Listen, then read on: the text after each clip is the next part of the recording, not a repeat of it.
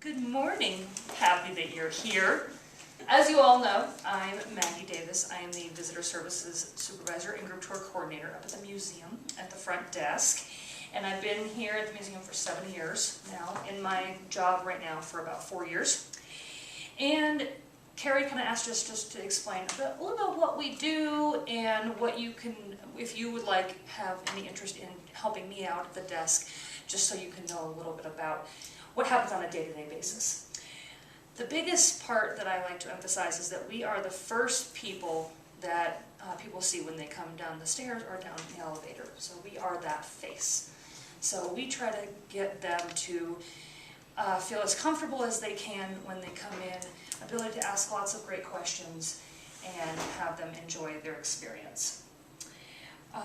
The welcoming process, in my opinion, is one of the largest things you can do. It doesn't even matter where you are. Whether you're a doctor's office, an art museum, a zoo, anywhere, it's just a vital piece.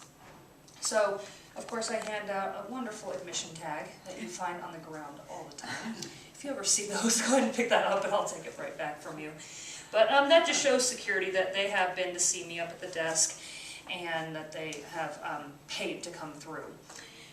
So, and right now, we ask that people pay to see actually everything within the museum.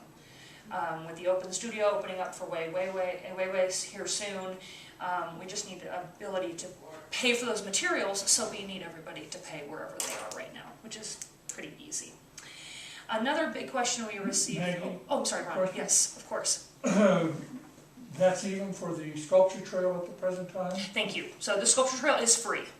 That's what that was my understanding. Yes, because we will, unfortunately, we will have people that come in and come in and walk around the trail, come into the museum shop or the cafe, and that is free. Yes, yeah. Very good point. Thank you. Thank you. So, and that brings me up to my next point. A lot of people ask all the time, because they hear about our sculpture trail, they want to know where it is. So we simply show them on the little map that we are redoing right now, just to explain where, in fact, that sculpture trail is, what's on it, and how long it takes to walk around it and see it in its entirety. Also, we have the responsibility to explain a short snippet of what the exhibits are at the time as well. So I try to keep people there for not very long, just because they're here to see the artwork. Some of them are on their way to the airport, so they can't stay too long. So I just give them a succinct rundown of what to see in their short amount of time they have here. We also act as a concierge. I have made hotel reservations for people before when I'm not busy. It's just kind of a fun thing that I like to do. I make well known of my time, so if I see people come down the stairs, I say, you know what, I will check that out and I'll get right back to you on that. But we do have maps behind the desk if anybody wants to help a visitor and say, oh, you need to go to so-and-so place to see more wonderful artwork. We've got many things behind the desk as well, behind on the way to the restroom as well. So also we give those recommendations of hikes. I mean, it's just amazing of what we'll get here, especially since we're on the way up to the park. Another part of the desk is it being the switchboard. So the main phone line. When you dial our main line, it comes to us, the museum shop, and security. Much to Debbie's dismay. It just gets hard when the phone ringing and people in front of you, and because the person in front of you is the most important. And so we just have to sometimes just let it ring, and that's really hard to do too, but it happens. The other part of my job, the group tour coordinator, I've been doing for almost actually 5 years now. And I welcome all the groups as well, whether I step up on the bus when they arrive up top, or I welcome them in the lobby, depending on the size of the group and what the group leader would like me to do. So the museum sends me to an annual conference every year. Last year I went to Los Angeles. This past year I went to New Orleans, and in January again I'm heading to Atlanta. So it's a really great program. Over 4,000 people come attend this, which is actually pretty small in the tourism industry. But it's a great place for the museum to be visible and present. So it's kind of like, so you set up appointments before you go, and you have 7 minutes to get these people to come see you at the museum. it's almost like those movies with speed dating. Oh my God. It's kind of like that. It's really quite, it's kind of intimidating sometimes when you don't know them, but now when I did my second year, I actually knew about half of them, and probably about 95% of these people do come to Jackson. But 5, I think it was actually probably close to a third of the people that I talked to this year. I gave myself the challenge and talked to people that do not even come to the state of Wyoming. And I think I got 2 people to try to come here, and I think I sold them on a Yellowstone trip next year. So we'll see. So right now I'm seeing results from Los Angeles. So this time next year I'll see results from, from New Orleans. So it's kind of an interesting 16-month process. So I am happy to train anyone that would like to do the desk at any time. John Wilson and Diane Hansen are fantastic. They can both be your mentors. John is around as much as he can be. He's helping me out on Mondays and Tuesdays. I just got done talking to him. He's actually up there right now. And I told him, we can, if you need to say no sometimes, just let me know. And but Diane is also great as well. And she feels super confident up there. We would never leave you on your own until you feel 150% confident. So let me know if there's anything that I can do. And does anybody have any other questions? Debbie? Membership. Thank you, thank you. So, and that's it, thank you. That was another part that we do at the desk, is we do sell memberships. So we do try, if the conversation is correct, when people come up, say, are you a member of the museum? Just to kind of get it going a little bit and kind of making them think about it, but you have to read your audience. If they kind of just step back and are just like, oh my gosh, why did she ask me that? I haven't even seen it yet. Then just say, would you like to go through and have a look around? One thing that Debbie and I are working on too is when they hand back the audio tour, ask how their experience was, and if they have nothing but positive things to say, well, it's like, would you like to become a member of this museum? I can reimburse your admission today, and it can go towards a membership. So that we do as well. So, yes, thank you, Debbie. I knew I was bringing that point. But anything else? I have a question. Yes, Carla. Sort of hand in hand with my general goal to also become a docent here. Do people come up and say, can I get a tour? Thank you. Very good question. Yes, that does happen. And we do have a few docents during the summer. I think right now we have 3. One of them, Susan Brooks, is here year-round, Tuesdays from 10 to 12. It's built in her schedule. I swear it's a recurring event on her iPhone, which is fantastic. Unless she's out of the country or busy, she will be here every single Tuesday. It's pretty much awesome. So, and then Sally Byrne also tries to come in during the summers from 9:30 to 11:30. And then Sally Berman is here on Fridays from 1 to 3. So if it's not within those time periods, I do ask them if they, I explain that we don't have many docents, but I explain to them I can try to accommodate that, but really I need 48 hours notice. Just because, we have, I think we have 14 docents right now for the summer, and 3 of which are within 5 miles of here. And that's wonderful. So I can call them at any time and just say, hey, are you available? And so I don't promise anything when they come in, but I do try. Yes. So it works for you then, what I'm hearing is it works for you to have a docent kind of on board, ready to perform when you need it. Absolutely. If possible. Especially in the summertime. Yeah, Summer, absolutely. yeah. And and I always tell people, these docents are volunteers. They are not being paid. But we do, when things like that happen, I do make them, I ask the visitors, just because it's kind of spur of the moment, I say, yes, but there is a $25 docent fee, which goes right back to the volunteer budget. So that's a little incentive. So, yes, that's a very good question.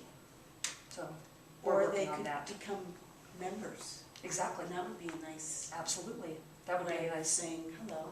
Yes, exactly, exactly. So, yeah, so we do private tours all the time. I just set one up for one of our National Advisory Board members in July. and that will be a really great thing, because he hasn't been here in a few years. But those private tours are definitely where it's happening. So, good question, thank you. Okay, anybody else? Okay, who's next? Me. Debbie with the shop, fantastic. Thanks, everybody. Thanks, Maggie. Hi, I'm Debbie Vassar, Manager of Retail Operations, and I'm sorry, I have a scratchy throat this morning, so sorry if I sound a bit off. Following on from Maggie, the shop is often the last experience our visitors have when they leave the museum. So equally as important that Maggie and her staff give the visitors a great welcome when they come in to start that positive experience, we like to make sure they leave and their last experience with them is equally as positive. So it's kind of a follow-on from Maggie to us, and that's really important. We don't want people walking away feeling that anywhere in that experience there was a lapse. We want it to start well and finish well. The role of the shop is to complement or supplement the museum's mission or perhaps an existing exhibition. And if you ever wander through the museum shop and look at some of the products we purchase, you might be a little puzzled as to why does that fit the mission. So excluding exhibits, which are obvious, and the purpose of our purchases is, does it meet the mission? So you might look at it and say, well, that's really obvious, it's a wildlife thing. Or you might look at it and you see that it's nature. It could be something that represents flowers or trees or butterflies or insects, as long as it's nature. But if you were to walk up to, say, the jewellery display, and other than the jewellery that has wildlife in it, you might look at the rest of it and go, how does that meet the mission? I don't see that. And the reason that we are allowed to sell that is because it's handmade by artisans, which therefore is art, which is what we promote. So you have to find that connection, and sometimes it's challenging. You have to think outside the box and work. You might find a great product, but say, how do I make it work? So you've got to look really hard to make it fit the mission. So if you ever wander around and you don't see that, please feel free to ask us, we'll explain. Because at the end of the day, we have to justify it to our auditors, as Lisa will confirm. We try to carry as many products that represent the most popular pieces of art that the museum has on display. Now that said, different art talks to different people. You might walk in and say, wow, I absolutely loved that particular painting. Nancy will be different and Carla is different. It's just impossible for us to carry a representation of every piece that talks to every person. We just can't do it. What we do try and do is wait for repeat feedback. If we constantly hear someone asking for the same thing, then we know it's time to look into perhaps carrying some sort of a replica of that. But of course, one of the big issues is copyright. We don't always have, even though we may own it in our permanent collection, we may not be entitled to copyright. We might not be allowed to produce it. And I'm going to give you a classic example that we are asked about all the time. Tucker Smith's Elk Refuge. People love that painting. Well, Tucker gave away the copyright to that to a publishing company who want us to reprint 3,000 copies as a minimum. And I'm sorry, my budget and my storage just doesn't allow for that. But there's an example of why we don't reproduce that anymore, because Tucker doesn't even own the copyright to it. So you have to sort of work really hard to accommodate everybody, but we're just not going to please everybody all of the time. Our staff work really hard in conjunction with the front desk to promote membership. Again, you have to read your audience. A lot of people come in, love to shop, love the museum, looking for a great memento or something to take home as a souvenir. We try hard to accommodate men, always a challenge. But we also read our audience as well. Someone might come up and spend several $100s on some Mary Robeson prints because they've just purchased a second home here. And they've just been through the museum, they tell you how much they love it, and you think, well, there's an opportunity. We know that they probably encourage them to be a member at the front desk, but now we see an opportunity to follow through. You live here, which is the biggest challenge. A lot of people immediately say, I'm sorry, I don't live here. But a lot of people who do live here or have second homes here or are buying items for their house, that's a great opportunity for us to follow through and try and encourage that membership. It's always a work in progress. I'm sorry, so I just want to make sure I'm hearing it properly. Do you sell those memberships in the shop? Yes. Oh, you do? So we can sell it at the front desk in the shop. In fact, anybody in this museum can sell a membership, and they should be working hard to do it. Everybody should be encouraged to promote the museum, whether you're here at work and it's just a coincidence that you happen to come across someone, or if you're out in the public. Every staff member has an opportunity to sell a membership and encourage people to join. Primarily, other than marketing and development in the role that they have with the community, the admissions in the shop do the bulk of the membership. In fact, they do 95% of membership sales outside of marketing and development. So yes, so that's a big component of our goal every year, and what we bring to the development for new memberships. So very important. I'm sorry, what was I going to say? So with the shop, every single item that you see in there has to be put into inventory. It all has its own personal profile that has to be created, then so that we can reorder. We track inventory. We used to do it twice a year. Right now we do it once a year. It usually involves the shop being closed for 3.5 days. We work very, very closely with Lisa and Lisann in finance and accounting. We're all married together because everything we do we have to justify to them, and they help us stay on the straight and narrow when we tend to wander off a little bit. Because at the end of the day, Lisa and Lisann have to satisfy the auditors, the finance committee, and all the rest of them. So I think for the most part we all work as a great team and with the admissions desk. And I think we're a very close-knit group of people who really respect the job that everybody else has to do, because we all have to justify our existence to somebody in this museum, and we collectively try to make sure that we present a united front to do a really good job. We all help each other. So that's it in a nutshell. If anyone has any questions I can help them with, and we're always happy to train people if they're interested. We have some fantastic volunteers. Again, Diane Hansen volunteers a few of her hours a week for us, and Steve Malashok. And you know, they just make our lives that little bit easier. They really help. So we really appreciate them. How many volunteers do you have in the museum at the present time? In the shop we have two. We have two. Steve Malashok on Friday morning from about 9 to 12, and we have Diane Hansen for 2 hours in the middle of the day. So that's the one day of the week, and that helps us because that's the one day of the week we're a little short-staffed. So they very graciously figured their schedules to help fill that gap for us. They're great. We can leave them to go at it. They're great with our customers, and yeah, we love them. And we always appreciate everything they do. We know that sometimes they can't be here, and we always tell them they're not employees. We don't hold them to the same standard. Everything that they do for us, we really, really appreciate them. And I think that's why they keep coming back, because they know how much we appreciate them. Sorry, Carla. Thank you. Yeah, I'm sorry, I don't mean to be No, on here, but these are really valuable answers I'm getting. So again, looking at it from the perspective of being a docent into the future, I can definitely see a great tie-in with some of the ways that I'm going to be presenting my material. I can see that tie-in with some of the things that you might have in the retail shop.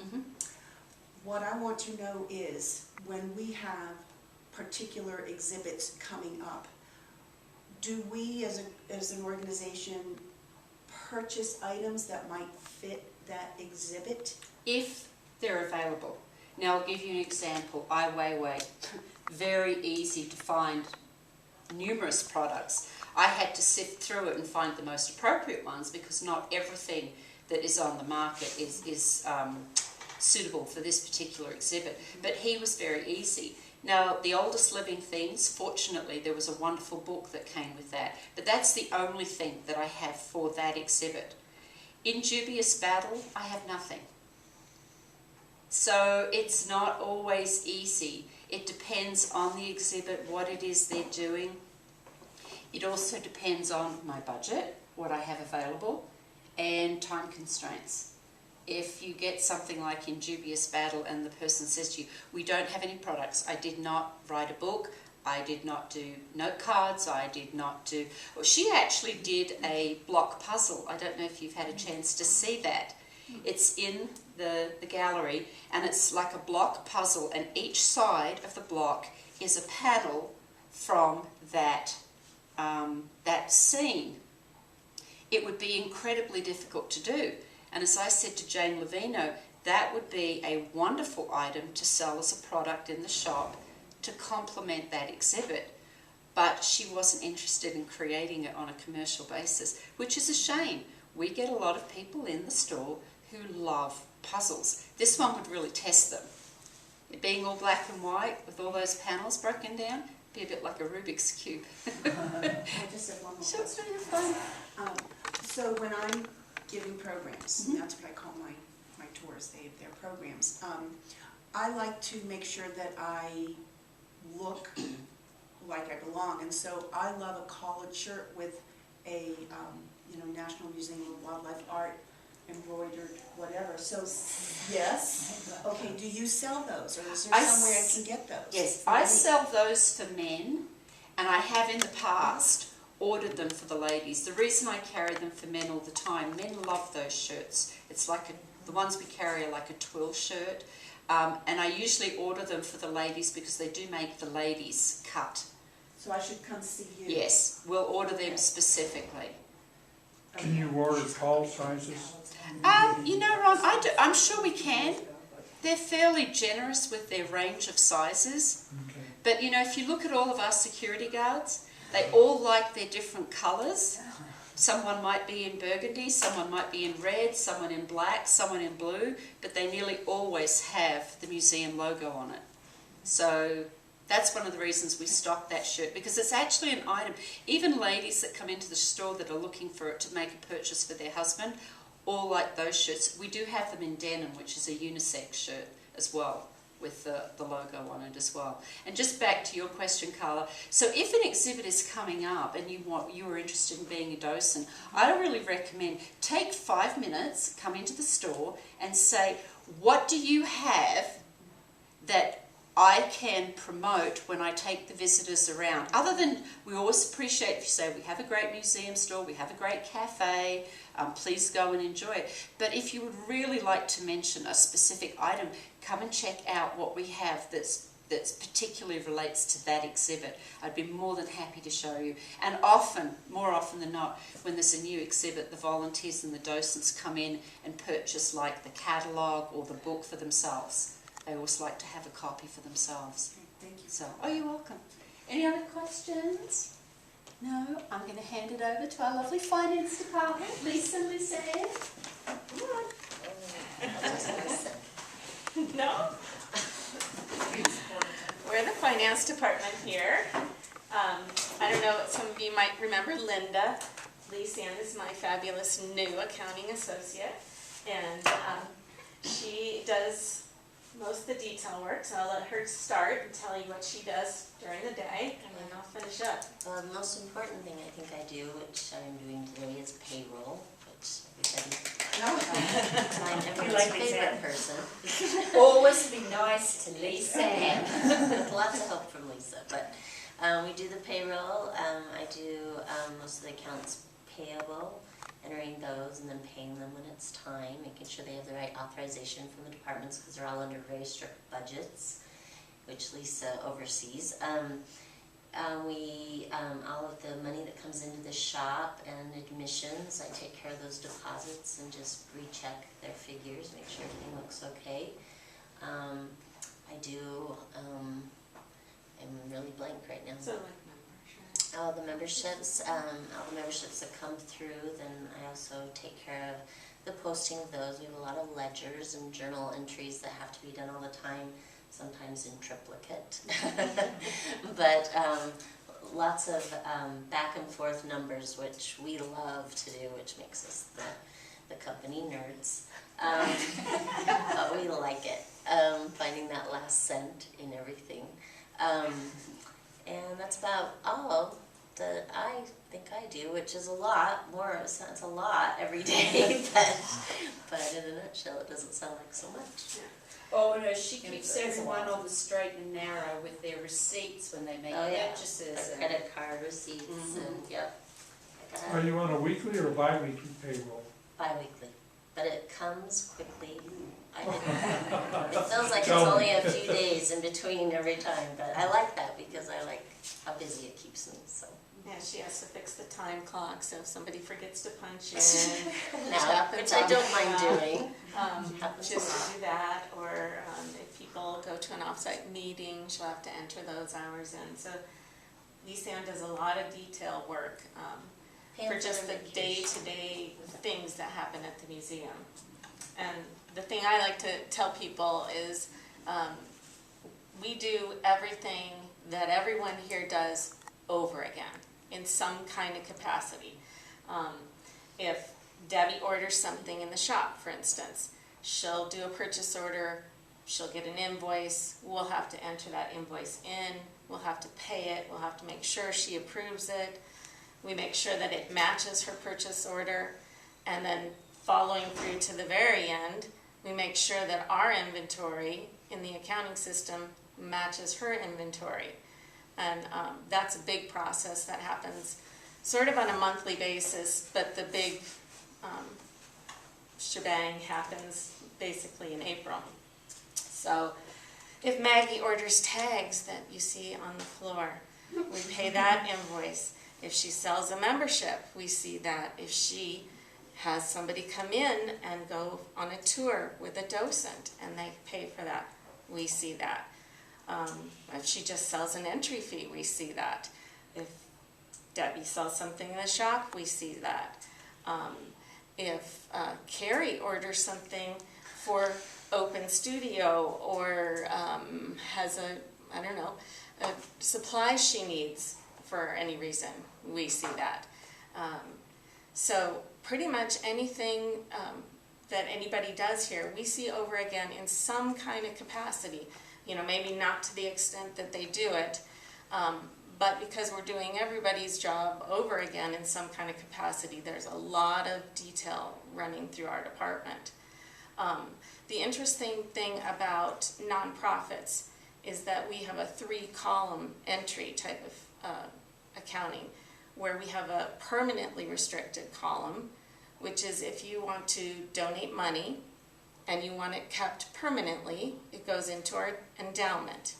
And you would have to specify that as the donor, that you want it to live on perpetually, and it would create funds over time that we would be able to then use on a yearly basis, roll off those funds. And then we have a temporarily restricted column, which means, so Collector Circle, for instance, and you're probably all familiar with Collector Circle and purchasing art. So you purposely come to that function with the intent that we will use the money that you give to buy art.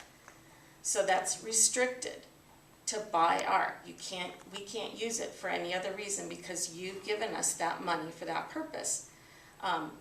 Usually, you know, granted, there'll be things that Adam will go out and make sure that it fits the purpose of the museum and that the collections committee approves it before it's presented at that function. But at the same token, we can't use that money for anything else. You could even donate money and just say, I know it's not in your budget, but you guys need new tables in here. And so I am going to give you this money and you can't use it for anything else but these tables. Again, if it was something that we didn't do, so like if Normally, we don't have taxidermy things, but you say, I want to buy you this giant buffalo taxidermy piece of art. We would probably say, no, thank you. We appreciate that you would like to donate to the museum, but it has to fit our mission and our purpose. And then we have the unrestricted column, which is all the day-to-day stuff that we do, the exhibits that happen every year, the admissions, the shop, all of those types of things that are an ongoing type of thing. Granted, you could sponsor an exhibit, which sounds like a restricted item, but it's something that's part of our mission that we do every year. And so we get people to donate as part of our unrestricted column. And then I take care of, beyond that, what Lisann does.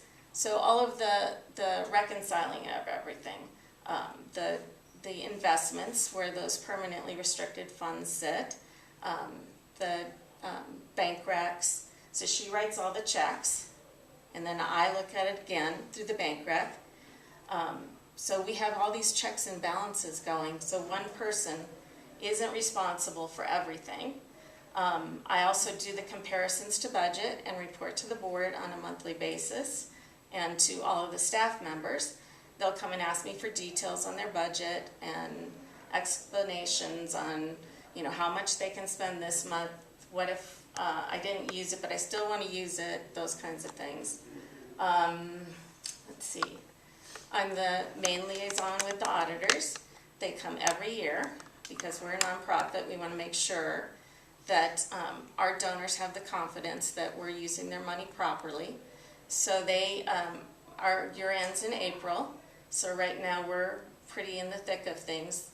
And they'll actually come in July for their field work. Some years they come and they check inventory in the shop. They do that every other year. So they'll go through with Debbie and say, show me this item, and they'll actually count them themselves. They do go around and check the art and say, okay, give me a list of your artwork, show me where this piece is. And Dawn or Adam will have to go around and prove that we have that piece of art. So that's a pretty intense process. They can ask for any invoice throughout the whole year and say, prove it to me, prove that you have an invoice, prove that somebody approved it, prove that it came out of the bank, donate money, prove it. Let's see the letter that went out to that donor after they sent it to us. Let's see it follow through on a deposit slip into the bank. So they can ask us for anything we do the whole year, and they do. And they'll take random samplings from all pieces, payroll, everything. So it's a intense process, but as Lisann says, we love the puzzle, and we make sure that puzzle matches to the penny, because that's our job. They do a great job. Do you have any volunteers in your? We don't. I didn't think you would. We don't. We often work with volunteers when it's like an event. So lots of times with Western Visions or plein air or things like that, we kind of work some of the checkout or some other functions. So we end up working with the volunteers in that way, just as kind of like the same type, we're volunteering for another department kind of thing. But no, not right in our department. It's a little more difficult to have volunteers come in. That's Too what I thought. confidential. Yeah. There's a lot of confidential work, because we don't want anybody to know what Maggie makes. They just make everybody mad. That's right. Did you have another Oh, question? yeah, what accounting firm do you use? Is it local? No, we use an accounting firm out of Denver called EKS&H. And I used to work for Ernst & Young, so Oh, I did relate, you? and I used to be in audit, so I relate to everything that I was the one coming in saying, Nice. let's prove Yeah. this randomly generated, this invoice. Right. Blah, blah, blah. Yeah. And these guys specialize in nonprofit, is They that do a correct? lot of Yeah. nonprofits, yeah.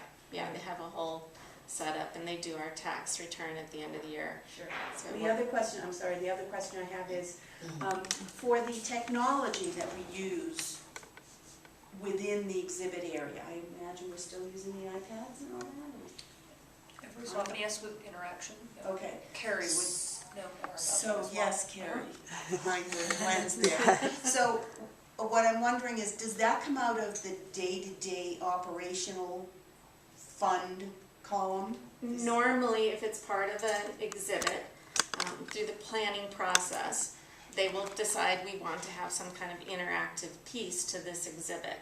So yes, then they would budget for that as part of their operating unrestricted funds for that year. It is possible that, again, you know, things happen, that you could say, I would really like you guys to have a piece of unrestricted functioning in here. I know you didn't budget for it. I could give you X amount to do this and that and the other thing. Again, you know, at the point the exhibit's up, probably all of that would not happen really well because you'd have to have planning. You might have to have some technical person in the background to create something to go with the exhibit. So some of those interactive things actually take a lot of time and outside professionals to help us get those things ready. So, you know, if it's years in advance and you know we're thinking about something, sometimes that's easier, and you know, we could get it in the unrestricted side and you could just give a donation for that year. But you know, anything's possible. It just has to fit all of those little puzzle pieces first. What are your primary sources of revenue for the operation side of the organization? You know, the endowment fund, the temporary restricted, understand that. Sure. Well, I wish I had my percentages at hand, but I don't. Mostly it's donations and sponsorship kind of things, and then we have a membership portion to that, which is not usually quite as large as the donations. And then we have the earn revenue, which is the shop and admissions, and Wendy, who does the rentals with groups. And sometimes we have traveling exhibits. So, for instance, the C.M. Russell exhibit that we had last year, it's still going around. We have one more museum that's showing that this year. And so they will pay us a rental fee for that. And Dawn works really, really hard getting all of that set up to be shipped somewhere and make sure there's possibly a courier to go with it, extra insurance, those kinds of things. But we do get revenue from that. We get revenue a little bit from advertising through the Call of the Wild, or the magazine that's coming out with Western Visions.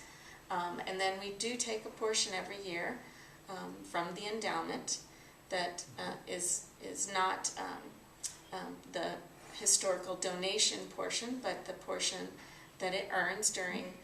The earned income off from that. Right. And we have a formula that it's like we can only use the last 12-quarter rolling average from it to take money from it and use towards the budget. So, you know, we make sure that it's perpetually growing, or, you know, the hope is, unless the market dies, of course. Which, anybody else? Thank you. Thank you. Thank you, everyone.